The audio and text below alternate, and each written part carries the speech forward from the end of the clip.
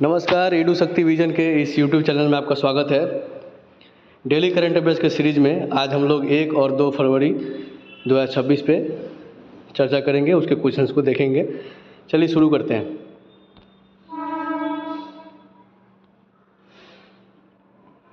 निम्न में से किसे महाराष्ट्र की पहली महिला उप मुख्यमंत्री नियुक्त किया गया है?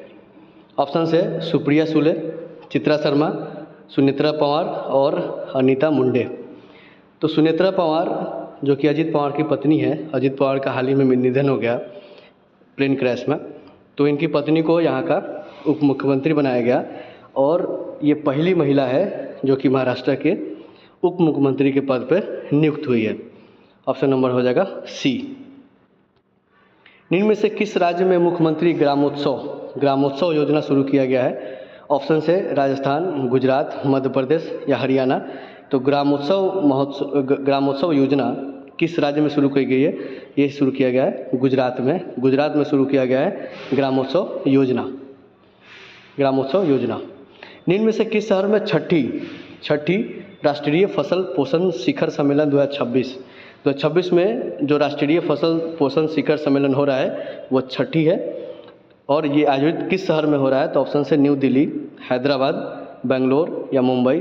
तो मुंबई में आयोजित हो रहा है छठी राष्ट्रीय फसल पोषण शिखर सम्मेलन 2026 का आयोजन मुंबई शहर में हो रहा है। आगे देखते हैं अगला क्वेश्चन। पटना पक्षी अभयारण्य को हाल ही में रामसर आर्द्रभूमि घोषित किया गया है, रामसर साइट का दर्जा मिला है, किस राज्य में स्थित है? ऑप्शन है उत्तर प्रदेश, झारखंड, बिहार, वेस्ट बंगाल। तो पटना देख करके बिहार से कन्फ्यूजन नहीं होना है, ये उत्तर प्रदेश राज्य में स्थित है पटना पक्षी अभयारण्य, जिसको हाल ही में रामसर आर्द्रभूमि घोषित किया गया है, यानी कि रामसर साइट का दर्जा मिला है, उत्तर प्रदेश से संबंधित है पटना पक्षी अभयारण्य। निम्न में से किसने ऑस्ट्रेलियन ओपन 2026 में एकल पुरुष एकल का खिताब जीता है? तो ऑस्ट्रेलियन ओपन 2026 में पुरुष एकल का खिताब किसने जीता है? ऑप्शन है नोवाक जोकोविच, कार्लोस अल्काराज, जैनिक सिनर और डेनियल मेदवेदेव। तो इसका आंसर हो जाएगा कार्लोस अल्काराज। अभी ऑस्ट्रेलियन ओपन 2026 का एकल पुरुष एकल में गोल्ड मेडल जीता है। कौन? Carlos Alcaraz. ऑप्शन हो जाएगा बी, ऑस्ट्रेलियन ओपन। अब ये याद रखना होगा, साल भर इसको याद रखे रहना होगा। Australian open 2026 Carlos Alcaraz. हाल ही में किस संगठन ने ईरान के इस्लामिक रिवोल्यूशनरी गार्ड कॉर्प्स को आतंकवादी समूह घोषित किया गया है? कौन सा समूह है कौन सा संगठन है जिसने ईरान का जो इस्लामिक रिवोल्यूशनरी गार्ड कॉर्प्स है उसको आतंकवादी समूह घोषित कर दिया गया है? तो ऑप्शन है यूनाइटेड नेशंस, यूरोपीय यूनियन, नाटो या आसियान। तो यूरोपियन यूनियन ये ईरान के इस्लामिक रिवोल्यूशनरी गार्ड कोर्प्स को आतंकवादी समूह घोषित कर दिया है। अगला क्वेश्चन पे आते हैं। निम्न में से किस स्थान पर 10 दिवसीय सरस मेला शुरू किया गया है? सरस मेला 10 दिन का सरस मेला शुरू किया गया है। ऑप्शन है जम्मू कश्मीर, पंजाब, हिमाचल प्रदेश या लद्दाख।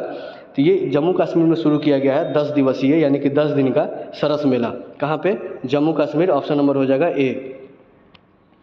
अगले क्वेश्चन पे आते हैं। निम्न में से किस स्थान पर 39वां भारतीय राष्ट्रीय चमड़ा मेला यानी कि 39वां Indian international leather fair festival, फिर से एक बार देखेंगे, 39वां भारतीय अंतर्राष्ट्रीय चमड़ा मेला आयोजित किया गया है यानी कि इंडियन इंटरनेशनल लेदर फेयर। ये कहाँ पे हुआ है? ऑप्शन से कोलकाता, चेन्नई, मुंबई, कोची।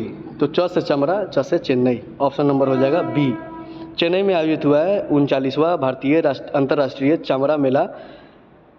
कहाँ पे? चेन्नई में।